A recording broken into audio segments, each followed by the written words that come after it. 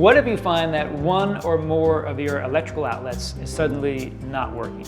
There's two things you can check first. One is going to be your GFCI outlets in your kitchen and bathroom locations, and the other place is the breaker box. Oftentimes, one GFCI outlet is wired to one or several others. If the master trips, that will shut off all of the outlets that are wired within the same circuit. You have to reset it.